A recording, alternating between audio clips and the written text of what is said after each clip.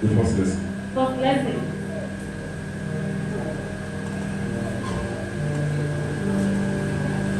Okay, ma'am. Kill and cover. Second king. Okay. 16. Shema. Ní ọdún kẹtàdínlógún. Okay. Pẹ́tà ọmọ Rémíánì. Bẹ́ẹ̀.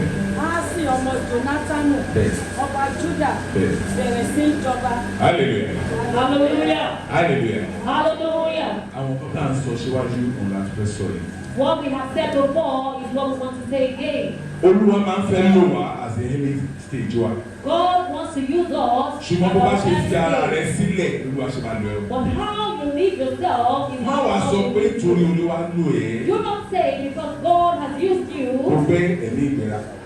You will now be proud. Ọba Áásì lábẹ́ gbọ́rọ̀ èyí. King Ahaz that we're talking about. Ó gbé ẹ̀mí ìgbéraga wọ̀. He was a proud king. Ó jọ rẹ̀ lójú. He became proud. Ẹ rántí ìtàn ọba Nebukadnesari. You remember the story of King Tó lè mi mo tó báyìí ni mo jẹ́ báyìí. That it is me. Olúwa sọ ní ẹni tó ń fẹ́ ní ṣe kíni.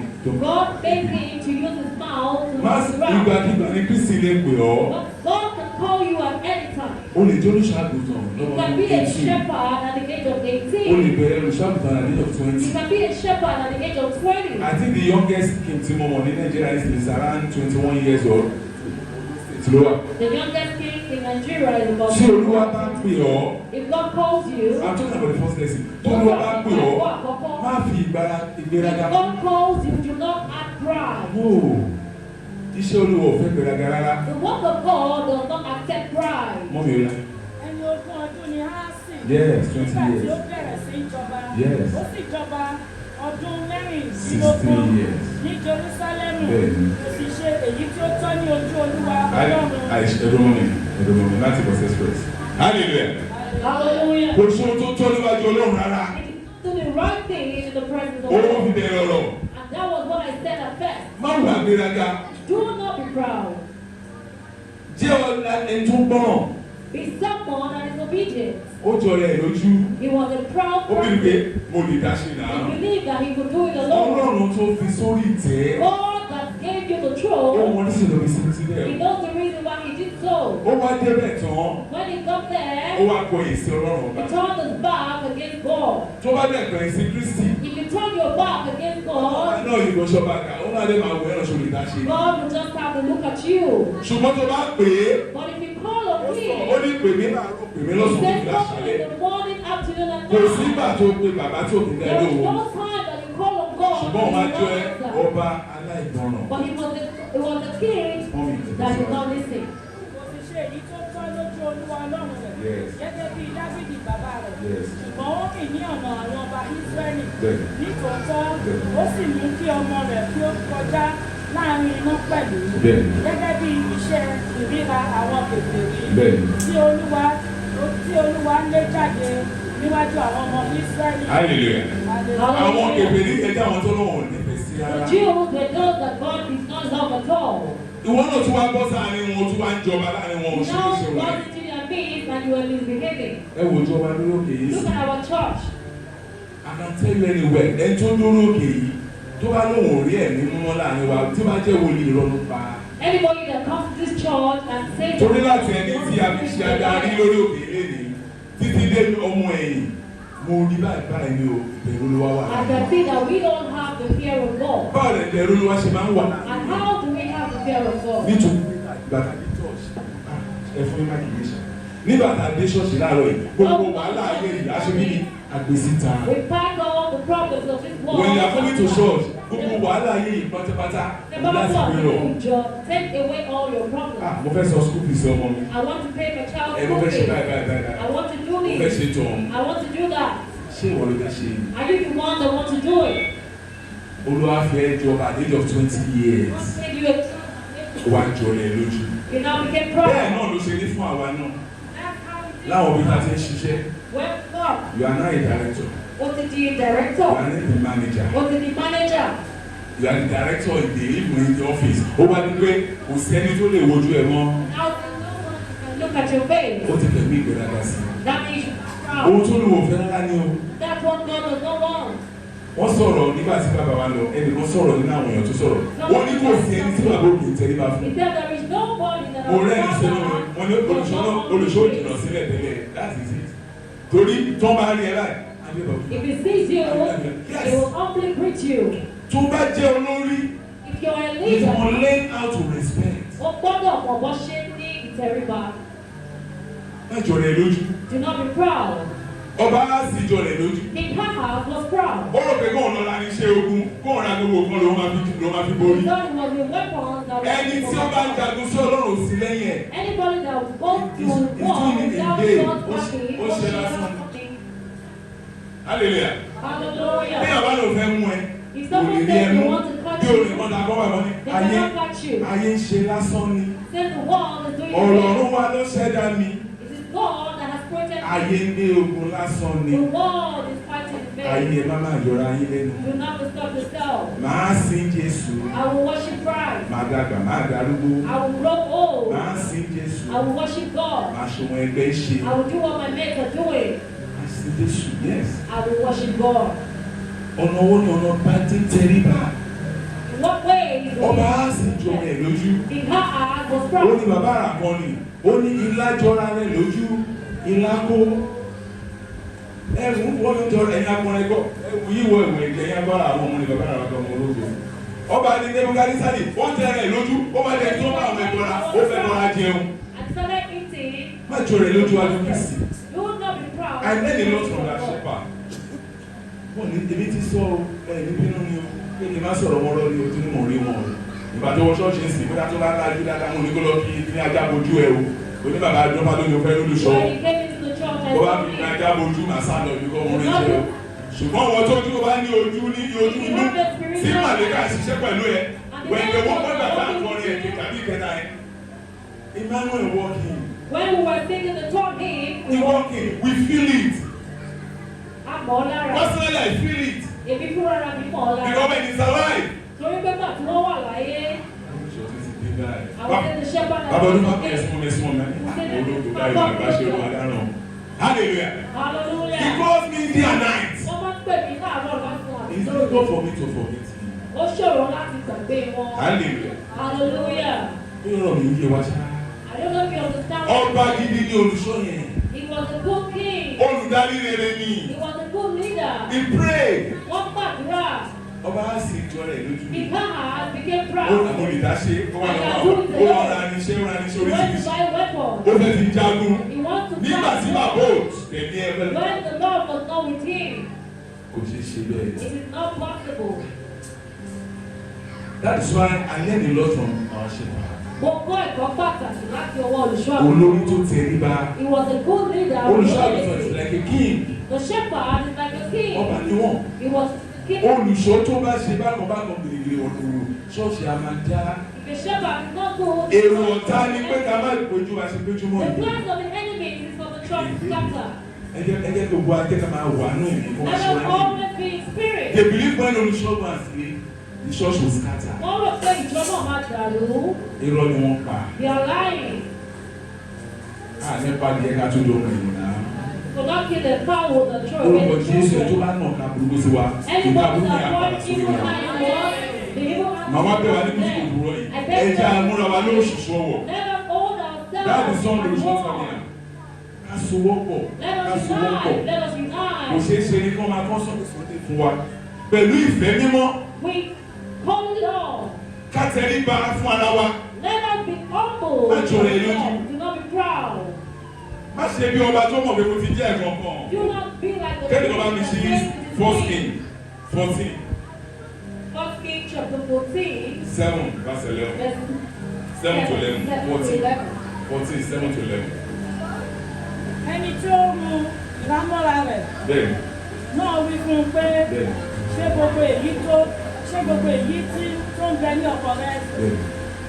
ṣé bí ó ti 1 tó. King chapter 14 7 to 11.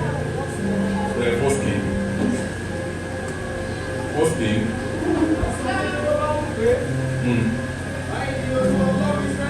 Okay. Bẹ́ẹ̀ni. Ó gbọ́ bàgà. Yes. Tó ń fi ẹ jẹ olórí. Hallelujah. Hallelujah. Olúwa máa dédé mọ̀ nígbà mi. Wọ́n lè mọ̀ ẹ́ máa bọ̀ láti olórí. You come and be Okay. leader. Okay. bẹ́ẹ̀ ni yà bẹ́ẹ̀ ni ó pa òfin Kristi mọ́ ọba Dáfídì pa òfin Kristi mọ́ ó ṣe òfin Kristi fẹ́ ó tẹ̀lé ìlànà bàbá ìlànà ẹni bàbá wa tẹ̀lé ìlànà ẹni bẹ́ẹ̀ ká máa tẹ̀lé ìgbà tó ń pè mí láàárọ̀ ẹ má bínú màá mú rọ nígbà tó ń pè mí láàárọ̀ wọ́n ní ha dájọ́ ló fa àwọn kọ́mítì ìkórè ṣé kíni kan wọ́n ní Obama ní yes àjọ ń bára sọ̀rọ̀ ẹ má jà yí ọwọ́ olùṣọ́ padà. I discover one thing olùṣọ́ àkíní kan lórí òkè yìí olùṣọ́ òyò kúrò wọ́n fi kàn ní. Hallelujah. Olùṣọ́ òyò kúrò wọ́n fi kàn ní. Torí ibi tí mo ti lórúkọ mi láti 7-6 years ago mo ṣe lórúkọ mi bẹ́ẹ̀ náà ní káwa náà tún fi kún. Inú mi dẹ́ lòpin olùṣọ́ Obama follow step olùṣọ́ kan. If we don't shake the system kò ní fi wá sílẹ̀ lórí òkè yìí o. Tí àbáyé ọ̀nà náà padà, he will not leave us on this mountain. Oh yeah. Yes.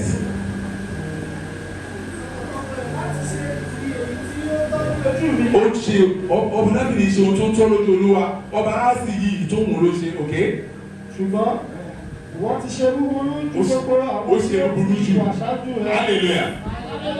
Ẹ má dárúkọ mo dárúkọ Abacha àti Babangida mo kàn máa sọ̀rọ̀ nípa wọn ní ìjọba wọn tẹ́lẹ̀ gbogbo àìmọye èèyàn lóye báyìí tán lọ́rùn ìmọ́lẹ̀ lọ́wọ́ wọn.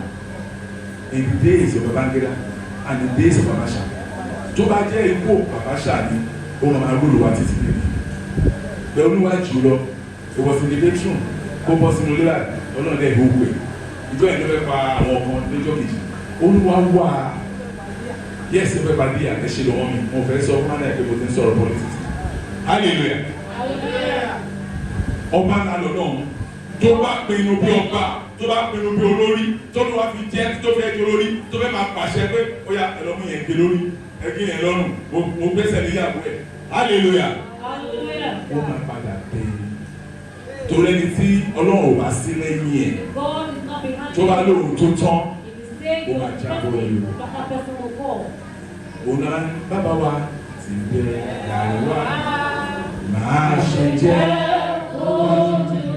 tiwa ní ọ̀rẹ́.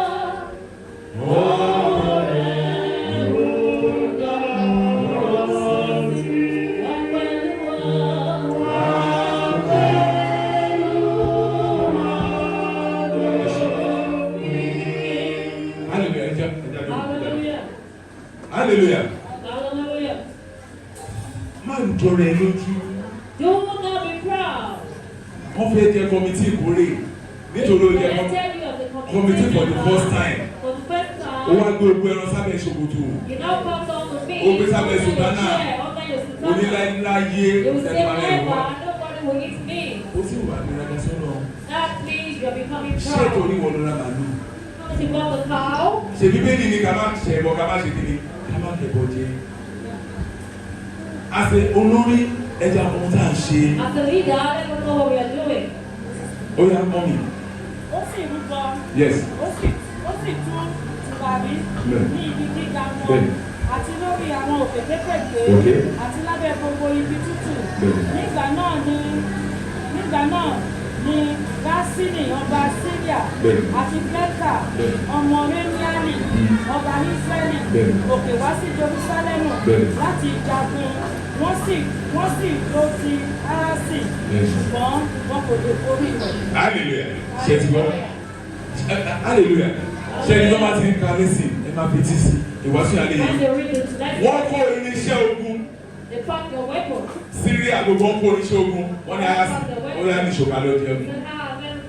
Bí ọ̀rọ̀ Sunday Igboho ni ó yá ní ìṣòkà lọ́jọ́ ọdún. Ṣé rí ẹni tí Ọlọ́run bá sí lẹ́yìn?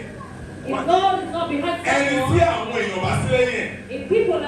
Ó máa fail o. Ọba á sì wá kó oníṣẹ́ gbẹ̀gbẹ̀gbẹ̀gbẹ̀. Ó wá ní òun lọ jà. Gbogbo àwọn ìlú ẹ̀ pátá. Gbogbo òfin tó ní pátá. Títí lórí ọmọ ẹ̀ wọ́n dẹ̀ rún sí. Even up to his children perished. Olúwa làkọ́kọ́. Olúwa làkọ́kọ́. God is first. Lórókè restoration ẹ̀ mo gbọ́ tí wọ́n sọ̀rọ̀ lálẹ́ ọ̀pẹ́ àwọn ọ̀pọ̀ tètè wá wọ́n ní kọ́ máa wọ̀ ní akọrin. Jésù làkọ́kọ́. Jesus is first. èmi náà ń fojú bàlàbàlà lẹ́nu ìdíje tó wà tó ní mo ní pé Olúwa òun ni àkọ́kọ́ ṣùgbọ́n tó bá fẹ́ síbi kan bí ọ̀gá níbi kan má jọ rẹ̀ lójú rárá o má lè ní mo tán báyìí o ẹ̀yin àgbà pẹ́pẹ́ ẹ̀yin mọ́dà celestia àwọn ọmọ pọ̀ lẹ́yìn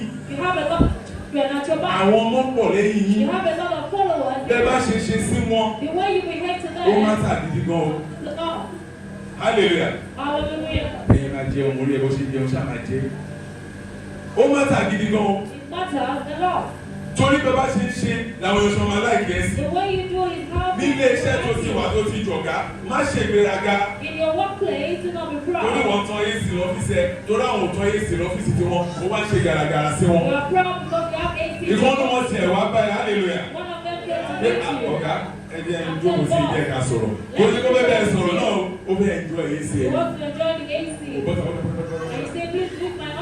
ibi tó ti wà lẹ́gbẹ́ ẹnìkan náà ṣe kọ́ wà bá níbẹ̀. Where you are, that somebody else will also take over. Ọba tó jẹ tí ìlú tòrò oríwo ní ṣe kiri. The king that was there, that made peace in the town. Torí ẹ̀ máa gba ẹ̀jẹ̀ sí ìmọ́lẹ̀ ayọ̀ ló kọ́. Ó ní ọba tó jẹ tí ìlú yìí tòrò orúkọ rẹ̀ ò ní parẹ́. Ẹ̀yin tẹ́jọ́ wọ̀ lágbàṣẹ́ mọ̀. Ọba tó jẹ tí ìlú túká orúkọ ẹ̀ kò ní parẹ́. Àwa ta jẹ lọ́jọ́ òní o ẹ̀jẹ̀ àṣírí. Ohun tá a bá ṣe lónìí o náà máa ròyìn tó bá dọ̀la. Hallelujah. Ọba nílé fìgbọ́ ó gbọ́ ìgbé ọjọ́ náà ó gbọ́ ìgbé ọba kéde ọba ní ẹ̀ṣẹ́lẹ̀ olúwa ní ẹ̀ṣẹ́lẹ̀ ó wá jọ rẹ̀ lójú má jọ rẹ̀ lójú má jọ rẹ̀ lójú. Àwọn onímọ̀ nìyẹn oníjà òdòdó náà máa mọ̀ tó bá ti mo dé àwọn ibi fídíò lẹ́sìn àbò ní kí lórúkọ ọmọ ọdún láì aṣáájú wọn máa kọ́ tẹ̀lé mi lẹ́sẹ̀kẹsẹ̀. Kò sẹ́ni tó mọ̀ mọ́lẹ́ rẹ̀ láàrin wọn á bóyá mọ́lẹ́ ogun náà. Hallelujah. Ẹ̀sìn ẹja bẹ̀rù tó bá fẹ́ sọ̀rọ̀ rí tẹ́líba má nítorí èmi lolùṣọ́ àgùntàn èmi là àgbájọ èmi mo wọ blue èmi mo wọ red ṣọ́ọ̀rọ̀ ẹ̀ gidi gan. Torí ibi tó wà lẹ́nìí ọmọ wa ní bẹ̀rẹ̀ lára. Owó ni Yorùbá ní ìgbà ọlọ́ní kí ni? Ìgbà ọlọ́ní kí ni? Lọ bí òrèrè èmi la rí ìbùsẹ̀ kan tó mọ̀ la. Ìgbà tó bá wà ní àkókò tiẹ̀ lóore. Ọba á sì lọ ra irinṣẹ́ olóṣèlú ọ̀nà mọ́nì. Ó ná owó, ó ra irinṣẹ́, ó ní kó lọ jagun. It's total failure. Ẹ ṣe àṣàyè eré. Ẹ jẹ́ àwọn aré, ẹ jẹ́ àgbègbè ayé eré. Ẹ jẹ́ ká pèèyàn wá sórí òkè yìí. Èmi ò ráwọn olórí òkè tó jẹ́ bí olórí tó ní ìgbéraga rárá o. Ìgbàgbọ́ àwọn ọmọdé ní bíbá lórókè yìí. Ó pọ̀ lápọ́n ṣe kórè. Ẹ lọ wò ó dúró sí wọn bí náà ṣe níta kọ́lékọ́lé tá a ṣe níbẹ̀. Dáwọn àgbààgbà ni wá yes. Torí àwọn ọmọ yìí tó bá yá, wọ́n sì máa sọ nípa àtàn tèmi náà. Because these children will also speak about me and you tomorrow. Wọ́n bá fún mi lórí ọ̀fẹ́ tó fún mi bá lórí ọ̀fẹ́ táwọn 78. God gives us the grace to get to 78. Àwọn ọmọ tẹ́lẹ̀ wọ́n sì máa ní these children will say, Daddy, we remember that we are Mommy Oladejo, Mommy Sandra, Mommy Sandra. They will talk about you. They will talk about you. All what you have done that is bad, they will say. As you are giving them knock on their neck, as your eyes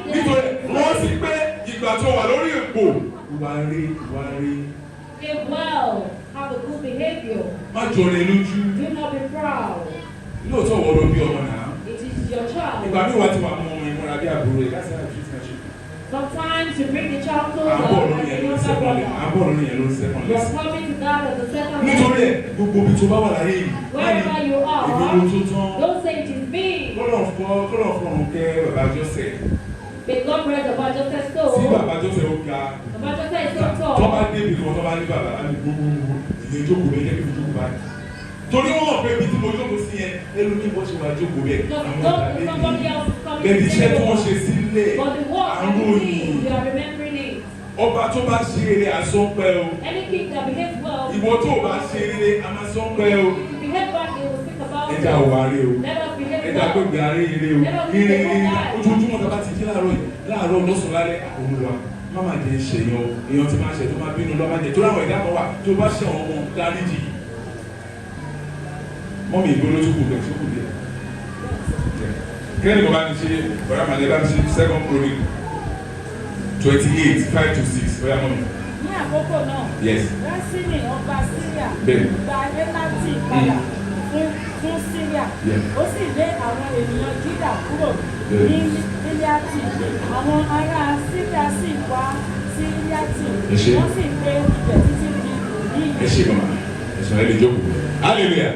Nígbà tó bá yá tó jọ ẹ̀ lójú olówó àpàṣẹ pé ẹ kó lu wọn. When you get proud, God said, attack them. Yes, ẹ kó lu wọn. Attack them. Lórúkọ Jésù ọlọ́run àpò alẹ́yìn láti kọ̀ ló bá ń dì sí náà.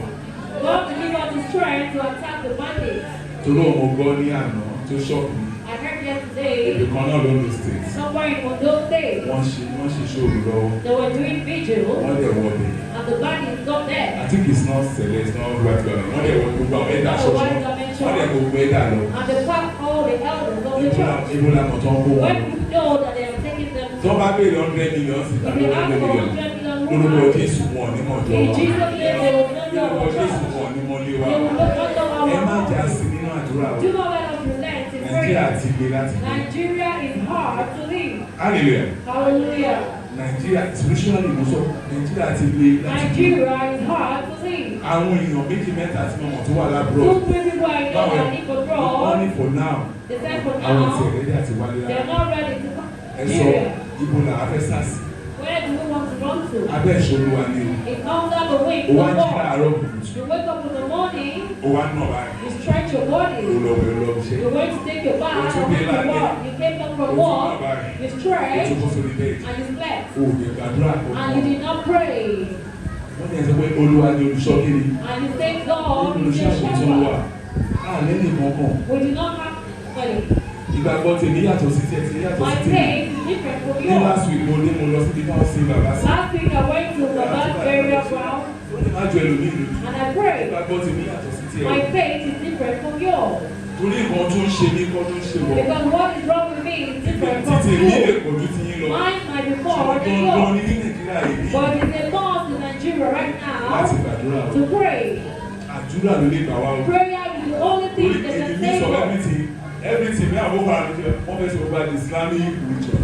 The Boko Haram wants to turn us to Islamic Àwọn obìnrin religion. ṣe ká má sí Kristi And we wa. cannot do without worshiping God. Àwọn máa ń tọ́ọ̀ṣì mi tó bá fẹ́ pààyàn wá ní Allah.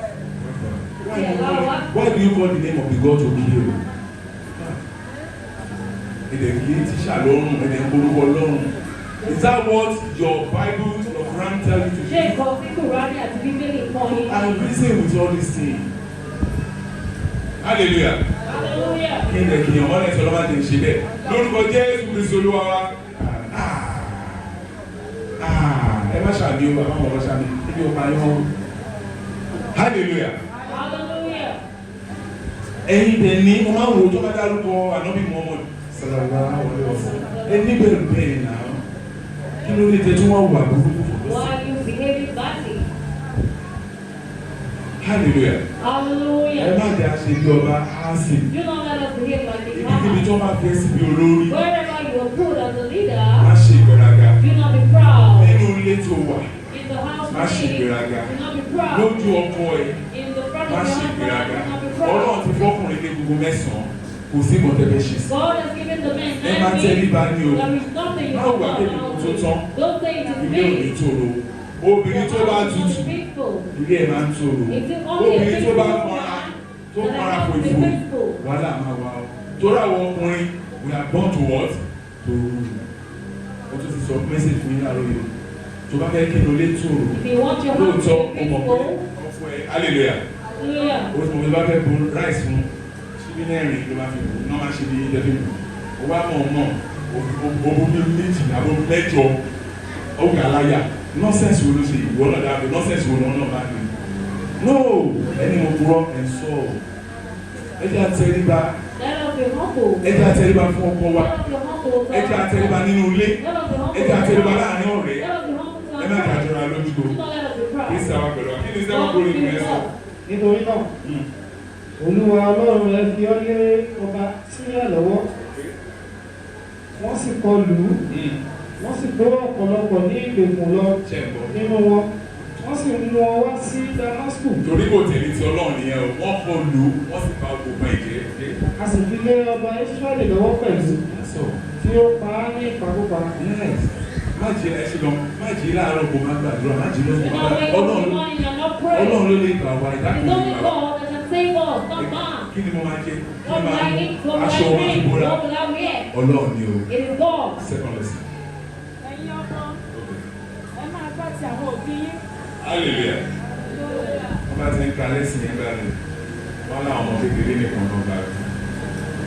Wọ́n á máa wọ ọmọ kékeré ṣé ó gbọ́dọ̀ tán sọ ṣọ́ọ̀ṣì. Ṣé ó gbọ́dọ̀ tán sọ ṣọ́ọ̀ṣì?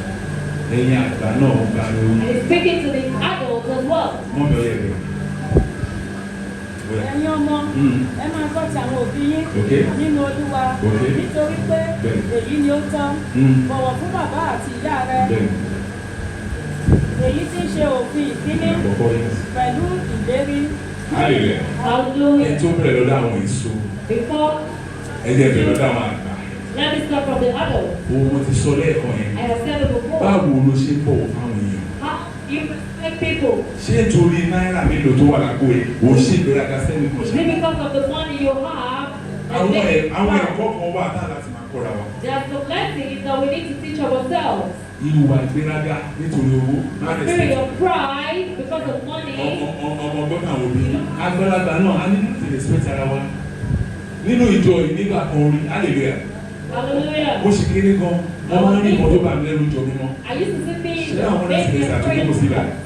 Tí late superior, late elder sister, late elder sister tó bá fẹ́ bá mother celestial sọ̀rọ̀, mo fi mother celestial máa fi oyè mother celestial sí báyọ̀, òun láti wà lórí ìkúnlẹ̀ ẹni tó fẹ́ kúnlẹ̀ fún tó bá ní ẹbí adult àbẹ́rẹ́ ẹ̀ ọkọ̀ mi kìí ṣe báwo kí ló sọ. Bẹ́ẹ̀ ní sí igi mú báyìí ó kọ̀ ra òun ni o. Wàláì. Now we don't have respect for each other. Igi mú báyìí ó kọ̀ ra òun ni o. Èèyàn fẹ́ gba àkọ́ lọ́wọ́ Obama as a shepherd of this church now. Kó wá ṣe wá àwọn ọmọ kéèké wájà kó má kúnlẹ̀ fún kó má kúnlẹ̀ fún kó má òun lè lọ aṣojú lórókè. And his leader right now. Kó àwọn awojú ẹ̀ Obama wọn ní kẹ̀kẹ́ àṣà náà wá. Ṣé bá ní kí ti bẹ̀rẹ̀? You see that there's no respect. Kò sẹ́kọ̀ọ́. No respect. Wọ́n rẹ̀ pé ní ayé ìgbà yẹn ní sùkúrù àti sẹ́nà àti sísà òun ní highest rank. In those days, let's prepare them. Àwọn ilé ìsòkú ní kálukú wọ́n máa ń tẹríba ní. They had Wọ́n respect. tẹ àwọn kébàrà sísà láti tẹríba pátápátá. They had respect for Kò each sí ẹ̀ mọ́. other. He doesn't have Nígbà respect. tẹ́yìn ò tẹríba fún àwọn aráṣíwájú. If you don't respect Sẹ́kọ̀lẹ́sì ló sọ o. yourself, Báwo làwọn tó wà lẹ́yìn ṣe máa? how will those behind have respect for you? Ìjọ mímọ́ dẹ̀ ní adájọ́ ilé pẹ̀lú ìtẹríba ni. The Celestial Church was created with respect. Kò sí bí mo ṣe dàgbà tó. No matter Tí bá fẹ́ kó olùṣọ́ àgùntàn sọ̀rọ̀, no matter age tó lè jẹ́, wọ́n á tó bí ọ̀yọ́ ní. mo gbọ́dọ̀ wà lórí ìpínlẹ̀. Olùṣọ́ mi tó wà ọ̀fẹ́ ní ohun báyà. Bàbá wa ló. A humble shepherd will then say, Tó bá stand ti ní ẹ̀dídé, kókó fi ìbá kan má tètè lé. Tó don't bá yà stand up immediately ẹ ṣe mọ̀ sá. and say, thank you, sir. Bẹ́ẹ̀ sá àṣeyẹ mọ́ rárá. But we don't do that again. Ìgbà tó ń kalẹ̀ sí tí mò ń kà wọlé wàhálà ọmọ nìkan ni ó fún àdára tí wà When we finish the lesson, ẹ̀kọ́ táwa bá ní the ká máa ń pa children, sára ọmọ wa. it's what we learn that will pass to the children. Ẹ̀kọ́ tẹ bá ní ni. It's what we I don't learn. want to mention the lórí ìdí mo ìwà ẹ̀. Mo ní ọ̀mí ìdí mẹ́ta tí bá fẹ́ bá wọn sọ̀rọ̀. Mo ń ṣe olùṣọ́ àgùntàn náà. I'm not a shepherd. I'm a church member. Ọmọ ìjọ ni Tí mí. wọ́n ti mọ̀ kí àgbà lẹ́ni. Because they know I'm Mo fẹ́ dárúkọ elder. lórókè. I Tí bá don't fẹ́ bá wọn want to sọ̀rọ̀, mention wọ́n á my sáré. name. If they want to talk to me, they will kneel down. Yes. And I will tell them to stand up. Ká tẹríba fún ara wa. Let us be respectful to each other. Ó má lè ṣe tẹríba fún wọn náà àṣàgbà nínú pẹpẹ mọ́tà celestia lé celestia supreme end. Ẹ̀yin náà máa ṣe kí ni ẹ máa fi bọ̀wọ̀ sí. You also return the respect. Títọ́. Wà á kẹ́rọ̀ mi gan, ìgbà yẹn ti gàdé nínú ẹ̀ ti kù yẹ ṣàmà. If you greet some people, they will be so happy and feel like a chairman. Ọlọ́run fi ẹ́ sípò. It is God that has put you Ọlọ́run tó there. lè fi ọ́ sípò at any time ló lè yọ ọ́. And God that has put you there can take you out any time. Hallelujah. Hallelujah. Ó yẹ ẹ̀yin ọmọ kí wọ́n sọ fún àwọn ọmọ sí. yóò lè dára fún ọ. Hallelujah. Ẹ̀yin Hallelujah. ọ̀dọ́ The youth. lórí àti Sunday school. We don't have to Sunday take school school. àti ìdàpọ̀ mọ́ bíbẹ̀. We have been Ẹ̀yin ọ̀dọ́ the youth the children. The children. Ẹ respect ẹ bọ̀ fún àwọn àgbàlagbà. Respect the elders. Ayé ìgbà kan tún ni a máa rí àgbàlagbà ní mọ́tò tá a máa dìde. Someday we will see the Láyé elder ones in jẹ́sí the God jẹ́sí and will òní stand up. dìde. Jẹ́ rọ́bìṣì òní dìde. Jẹ́ tẹ́tì wọn òní dìde. Jẹ́ nọ́sẹ̀sì òní dìde. Then nonsense will not stand up. Like, I don't need to mention myself. I will mention many things. Gbogbo wa la mo lu ẹ̀ náà. We all know the mode of God. Sábà wà ní mo lu ẹni tá a mọ̀ rí. Wọ́n dẹ̀ ṣe dára sí wa láyé ìgbà yẹn. Hallelujah. Hallelujah. Àgbàlagbà dúró òjò ti pa ló ṣe báyìí lórí olójú ló ń bọ̀ báyìí ló ń bọ̀ báyìí. Hallelujah. Ìwọ ọmọléèwé jókòó à ń ṣe bẹ́ẹ̀ nígbà tí wà àgbéjọ àbí mo kúrọ́ ni à ń ṣe bẹ́ẹ̀ bàbá òkìkí ṣé mo kúrọ́ ní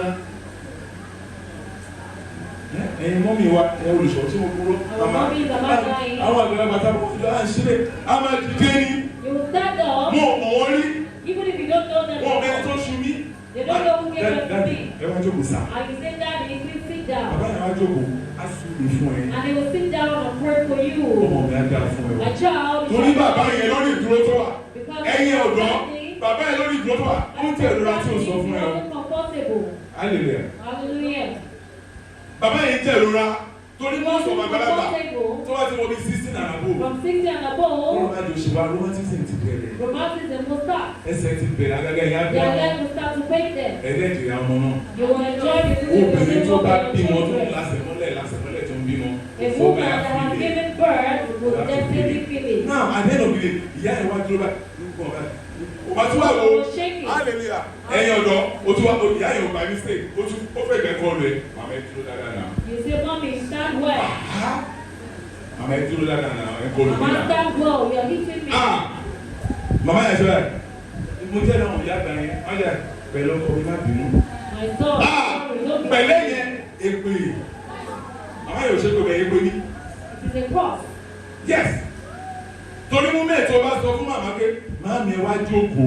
Torí mú mẹ́ẹ̀ tí àdúrà màmá ẹ̀ ní kọ́kọ́ ló lè gbà lórí Nàìjíríà. It's not only your mother's prayer that can answer when Wọ́n sọ pé gbogbo ọmọ tá a máa bí ọmọ mi wà tó tọ́jú tó máa tọ́jú ẹ o. Dáàsì ọmọ tó bá fi sí ẹ lọ́dọ̀, ọmọ tó bá gbàgbọ́, bó ṣe fún ẹ ní ráìsì agolo kan, ọmọ ẹ náà rẹ ráìsì agolo kan. Má dínkù. do not reduce it. Bó ṣe wọ́n yára rẹ̀ àṣẹ ẹ má dínkù. Do not reduce it. Torí òun ọmọ tó máa ṣe kí ni fún ẹ Because you know the child that will take care of you ó fọ́ tomorrow. wọn tiẹ̀ lẹ́nu ojú. You are giving your child O private. lẹ́ràn òjò o gé méjì fún ọmọ tiẹ̀. And you are cutting it to half for another Ṣé child. yẹn náà ló máa bá dénú mọ́tò o? And that's the same thing you do in the Ó book. wá kọlu màmá ni wọ́n á bínú. You hit mama, mama say no. Hallelujah. Ṣùgbọ́n tó bá jẹ́ ìyá yẹn jókòó, But if that woman, mama say àdúrà màmá yẹn ó ju àdúrà 20 tí wọ́n ti gbà fún ẹ lọ. a prayer will get answered over you. Ìyá àjèrè ẹ, bàbá àjèrè ẹ, ọmọ àgbàlẹ̀, inú àdúrà wà mọ̀ wí. Hallelujah. Màmá yẹn ti sún mi fún She ẹ. has prayed for you. Tó bá dẹ̀ jẹ́ lómi náà tó jáde làgbà nígbà yẹn, wọ́n á dẹ̀ ṣe àì má sanwó ẹ̀ tó ló wà sọmọ tó lẹ́kọ̀ọ́. Ẹlòmíràn sọ pé wọ́n tó kù sẹ́sẹ̀ ni tó bá jọmọ tó níbẹ̀ lọ́nà láti máa wọlé sá torí bàbá ní ẹsẹ̀ ń gbọ̀n o tún fẹ́ tó kù sí ìdààmú di méjì. Hallelujah. Hallelujah. Bàbá dẹ́bi ẹjọ́kọ̀ bẹ́ẹ̀ nísìnyí ohun tó ṣẹlẹ̀ lójú mi ní 10 years ago tí mo nígbàgbé láéláé tó mi yẹn tán tí mo nígbàgbé láéláé ọmọ yẹn dá wọlé she run mad lẹ́sẹ̀kẹsẹ̀ no be story pẹpẹ mọ́kọ́dún sí níbàdàn pẹ́lẹ́yẹlé. Hallelujah.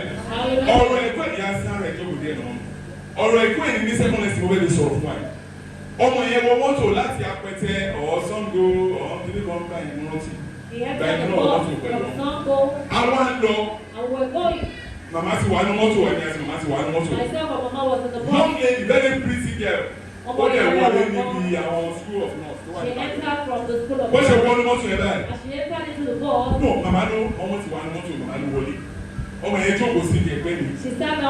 bí màmá ṣe wọlé òjò rẹ̀ rọ̀ ẹ̀sùn pé serious really àṣà màmá yẹn ta ó ṣe pọ̀ṣọpọ̀ṣọ sára ọmọ obìnrin yìí. She poured dirty water on the road. ẹ̀yin ọ̀dọ́ wa. The youth of today. Children. ẹ̀yin ọmọ. ẹ mọ̀ ọkọ tẹ̀ ń ṣe o. Know what you're doing. tí wọ́n bá ṣe ń kọ́ yín nínú ilé. As they're teaching you. ẹ̀kọ́ ọ̀tá náà ṣe kókó. Please also learn ó from ṣe gbogbo outside. ẹ̀kọ́ tó ń kó àwa yìí. It's not all what we learn inside that we know. We also learn from outside. Láyé ìgbà yẹn tó bá lẹ̀ ń bá wa wí àwọn màmá àgbà yẹn náà tún máa ń bá wa wí bẹ́ẹ̀ nísìnyí tó bá bọ́ ọmọ ẹbí tó bá máa ń dáṣẹ́ fẹ́ ṣẹ́ bọ̀rọ̀. Nowadays you don't want other people to train your children. Tó bá ń nà mí gbà yẹn màmá mọ́mí Kasim mọ́mí Ìbejì mọ́mí Manuel ògbọ́nà mọ́mí wo ni sọ̀rọ̀ ìyá yóò ní sọ̀rọ̀. And other will not call other people bẹ́ẹ̀ láyé tá a wà yìí tó bá ṣe ń nà ọmọ ẹ lọ́wọ́ tó bá dé ó ṣe ṣe lánàá náà nìyẹn ẹ ṣe bẹ́ẹ̀ lẹ́nu níta ẹ ṣe mo ti bá ẹ ṣe ẹ bu ọ̀rọ̀ ó ń bá yé ọmọ jẹ́ ọmọ yìí bàbá wa wọnú mọ́tò ìgbà tó máa wọnú mọ́tò màmá yẹn ta omi pàṣà sí lára ọ̀yẹ́ níwájú ọlọ́run àti ènìyàn tí ń gbọ́dọ̀ gbé dẹ́rọ̀ ṣé ẹ̀ ní ràn ni. And the girl said, Mama, are you I was working in blind? Ibadan that time. I think I spent like 10-15 years in Ibadan. The two transfer as well. Ṣé ẹ̀ ní ràn ni. He said, are you blind? Màmá ní pẹ̀lú ọkọ mi. The mama said, sorry, my daughter. Gbogbo aṣọ ìran ti bàjẹ́. And she is. Ó lè ti close gbogbo adarí lọ sí ilé. She was going Tọ́lá tó home. lọ iṣẹ́ gan náà ní òbí. If he was going Ó home, kóṣe. she is. Ẹ jẹ́ àfọ́ àwọn ọlẹ́kọ̀ọ́ lé. Let us teach our, Ẹ jẹ́ ká fún ọ ní ẹ̀kọ́ ti ta. let us teach our Tí ẹ bá children. lè bá ọ wí kí bàbá àti màmá ẹ̀ka ọ̀pọ̀ ọmọ wí.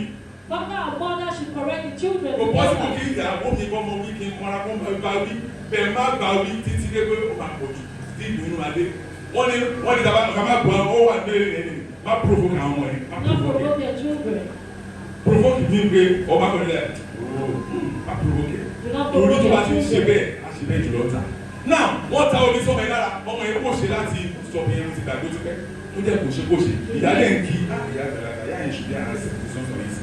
Pẹ̀lú ọkọ mi mo And ti the woman was telling her ẹ̀kọ́ ṣe story. ìlọ ẹ̀kọ́ rà And jùlọ she was dání. insulting the woman. I'm going into the second lesson today. Bàbá wa yóò ó ṣubú ya ìgbà tó yá. Àṣewèlé wèlé sọ̀rọ̀. Ìwé náà ti wọlé wèlé lábẹ́ wòlé lóòótọ́. Àṣewèlé ni. Ní ìgbà tí ìyá yẹn wá tó tẹ̀ ẹ̀kọ́ tó sì bẹ̀ ìyá yẹn ó ti bẹ̀. When Àwọn you tó wà want ní them, mọ́tò I lọ́sẹ̀. beg you. Ìyàwó abọ́lẹ̀ tó bá jẹ́ ìyàbọ́lẹ̀ pẹ̀lú wa ní last bus stop ní ẹlẹ́yẹlé ni. Àbá nílò ìwòsàn lára òbí ni. Ọmọ ẹja gbẹ́kọ̀ọ́ àgbà ẹja máa ń sọ̀rọ̀ síra wa. Let us know how to speak to each other. Iṣẹ́ obìnrin ló ti rí pé àwọn ẹ̀ wá nígbà míì ẹ̀rí tí wọ́n fi fọ̀n pa sọ́wọ́.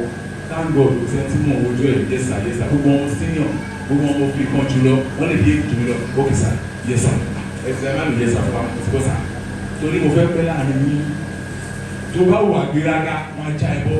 If you are proud, they will take you out. Gbogbo tó ń jẹ lókè ẹ̀ wọ́n á kì í dé.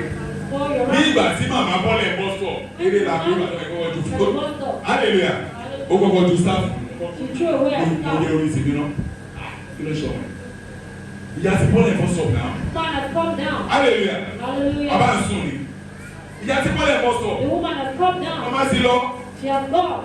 kò tó lẹ́sìn ìgbà ìsìnkú táwọn èèyàn tó kò sí ta yẹn ó bẹ̀ sí ẹ̀mí yẹn lápọ̀ She started to laugh. ìwọ̀n àti bẹ́ẹ̀ tó ti ń lera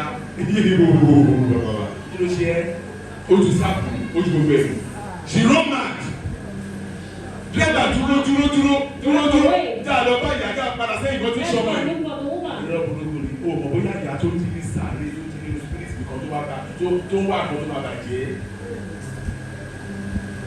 bọ́mọ̀ ìṣe rán màá nìyẹn. That was how she ran a mad. máa fi lẹ́nu mọ́tò dírẹ́bà máa sá lọ. We left her. dírẹ́bà máa ń pè wá kò mọ̀ lọ ẹjọ́ bàbá ìgbọ́ ẹgbàá mi kó máa ń gbégbà kó máa ń gbégbà ẹ̀mí mọ̀ yẹn rí ojú ọjọ́ àbọ̀ sọ̀rọ̀ hallelujah Hallelujah. ojú ọjọ́ àbọ̀ sọ̀rọ̀ ni We all went out from the bus stop. tí mo mú eré rẹ̀ mo ọ̀kadà tí mo mú wọn kò béèrè tí mo lọ tó fi sákúrò rẹ̀ nítorí ọmọ yóò lẹ́kọ̀ọ́ Because the child was. àti wá kọ kò ṣe kí ni We taught her, but she did not learn. tó mo bá dé ẹ̀kọ́ òbí ẹ̀ ló máa bí wọn ní ọ̀dọ́ ọmọ aláìlẹ́kọ̀ọ́ ọmọ aláìlẹ́kọ̀ọ́ ni wọ́n mi sáré àṣẹ bàbá mi tẹ̀síwájú ẹ má bínú máa.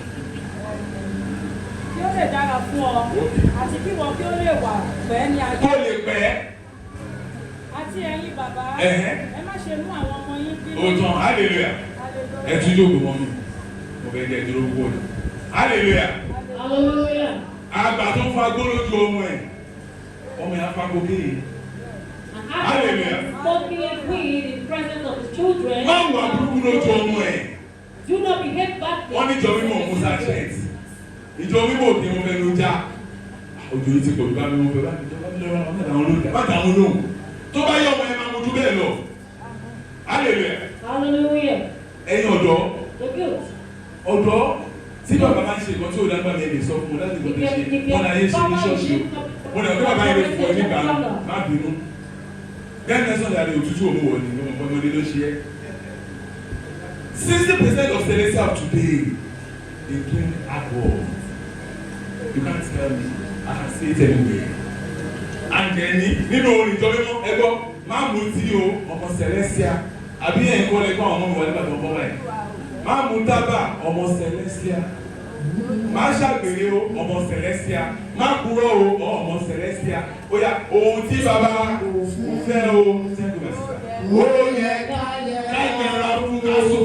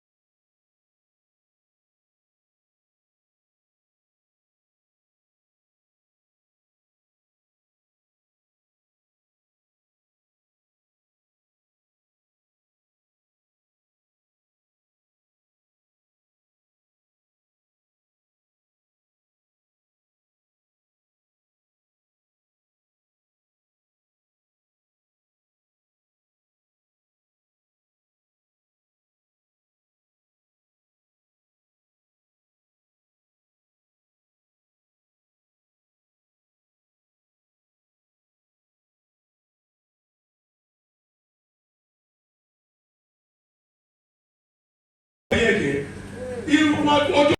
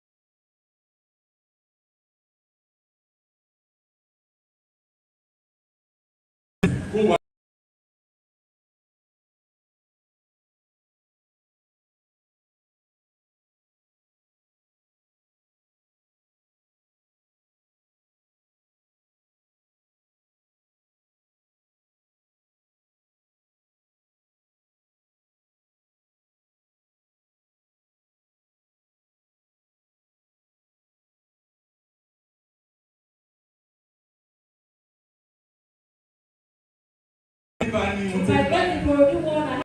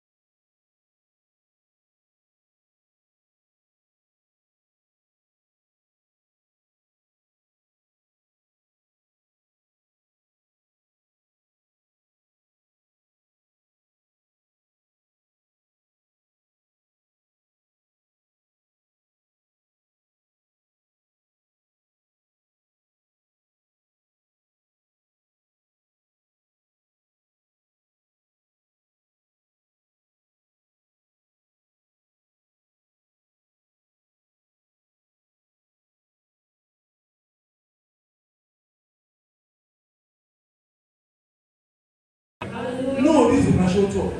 Ẹ jẹ́ àtún àwọn ọlọ́run tó tọ́. Máa wà burú lójú wọn. Àwọn fóònù tó ń gbé sọ́wọ́ yìí náà, ìwòkúwò náà ń wò. Not to think of the Àti gbé fún òkú tẹ báyìí wà ókè. If a child does not press phone, they will be okay. It is a problem. Ẹ wọ àwọn òwe ìtaka kó ṣàrùn ìtaka sí ọmọ náà bá bí. They're talking to children. Mo wá àwọn orí òkè yìí àwọn ọmọ tó ti máa ṣọ́ àwọn tó máa ṣọ́ àtàwọn ẹ̀. Mo rí ẹ̀kọ́ lára wọn, mo lè ń gbàdúrà kọ́lọ́ máa yọ ẹ̀kọ́ wọn lára wọn. Torí ẹ̀kọ́ tó dáa ni. I see good behavior. Torí gbà mí, wọ́n á sọ̀rọ̀ sọ́mọ ẹ̀, wọ́n á máa bù ẹ́ níbi tó jókòó sí. If they talk to your child, you will be angry. Ọmọ ìyá òṣì, ọmọ ló fi ẹ́ gbọ́rọ̀. Tọ́wọ́n bá jẹ́ best student, tọ́wọ́n pàdé ọ̀tán, the best student for year 2026 is Deborah Ọ̀làníwájú. Orí ìyá máa wú. Orí ìyá wú. Ìyá tó rẹ̀ orúkọ ọmọ ẹ̀ ó lè jẹ́ 2000 ló bá wá dé. Ẹni tó mú 200,000 sápò fún ọkọ ọmọ ẹ̀ jáde. Ìwúrí lọ́wọ́ jẹ́ ọlọ́run ní nígbà lọ́wọ́ wa. That is why ìwúrí Celestial worldwide. Ìwúrí ọmọdé must be done. Ìwúrí ni wọ́n jẹ́ owó ọ̀la wá ní.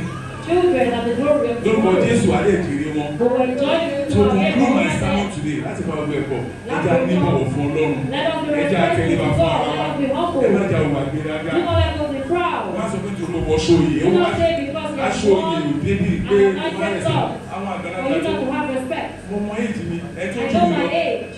mo láti bọ̀wọ̀ fún. Those that Tí bá wà nù aṣọ, wọ́n lè bọ̀wọ̀ fún aṣọ tí mo wọ̀. Àmì ò lè gbà mí létí dídí mi gbà létí padà, aṣọ ẹ̀ mo bọ̀wọ̀ fún náà. I cannot stop an army back. Bẹ́ẹ̀ náà ni ọbẹ̀ náà mi pa. Náà bẹ́ẹ̀ náà laṣọ tí mo wọ̀ yìí. Mo ṣe pé ẹni tó dùn òwò sọ̀kan yìí.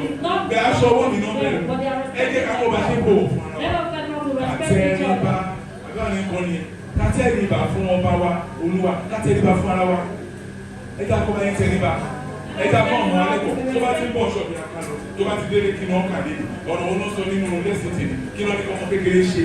Èmi ò ra yìí. Ó Let ti us délé ask báyìí. our children what they learn from Ìjọba church. ẹ jẹ́ kó ọmọ wa. Let us teach our Àgàgà these days ọ̀nà wọn jì sí wa. Ọ̀nà wọn jì sí wa. Especially Bá now kọ́ wọn. that they are far from Ọmọ us. bàbá lọ o. It's what they are Jésù doing. ìdìbò ọmọ náà lọ́wọ́ wa o. Lórúkọ Jésù àdìsí díẹ̀ sí wọ́ o. Ọkàn wa balẹ̀ o. Jésù Kristi ló lọ. Ẹ jẹ́ ká kiri.